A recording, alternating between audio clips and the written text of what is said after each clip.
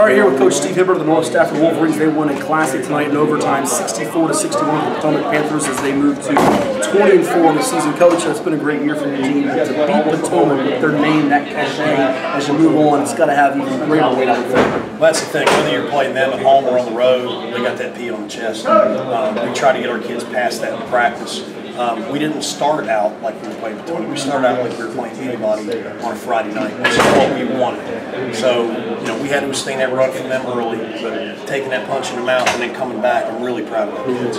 Even though there was some sloppy stretches for both teams in the middle quarters, it got extremely exciting down the stretch. I thought one of the key telling points was you had 16 steals, combined 7 for Javon Swinton, 5 for Devin Rapp, to get 12. They were really aggressive and they competed on both ends. Well, I appreciate you saying that because we've got competitors on this team. We got 13 or 14 guys that can play a lot of different places. We have athletes coming in the game all the time. They're not all great basketball players, but they're getting better and they enjoy being out there. When you said it, 16 steals, we play zone, but it's not your grandmother's zone. We're aggressive in the zone. We'll trap zone, depending on who's got it. Our hands are in the passing lanes. We use that athletic ability no matter what defense we play. As they're making a run, which Potomac is famous for, they're hitting threes. What are you thinking there on the bench? They're like, do we have to change something up? What's kind of the message? We have to sustain it. We have to sustain it. It was rebounding in the second half. I felt was the difference. They're going to hit shots. Okay, they're not a great three-point shooting team, so it's pick your poison with them. They do have some pretty good bigs.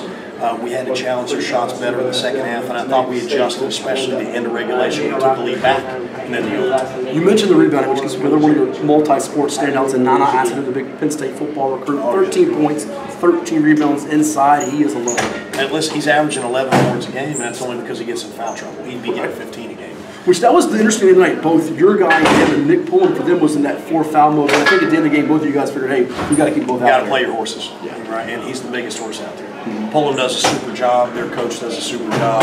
But we love rolling with Nana. If he finishes around the rim consistently, you game Nana. If he finishes around the rim consistently, we love our chances. Any game we play. I just said to Devin Ravenel, how do you go 12-12 from the foul line? Kids can't hit free throws these days, and pros and adults can't do it. Well, that's why he's in the game. He's a great foul shooter. He's missed almost a month with a really severe turned ankle. No secret that he's a football-first kid, but he loves playing basketball, just like Javon, Zion, Davis Thompson, a couple of our other football guys that are playing college football.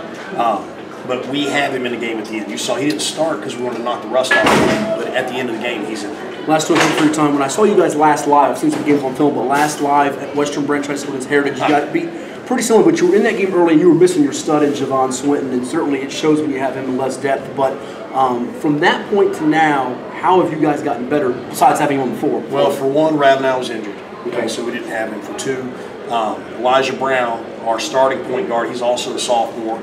That was his second game back for missing 10 games with a torn kneecap, a torn muscle in his kneecap. And then Javon's not there. So you take your 3 best guards off the floor against a team that pressured.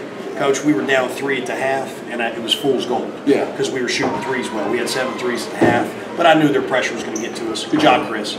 I knew their pressure was going to get to us.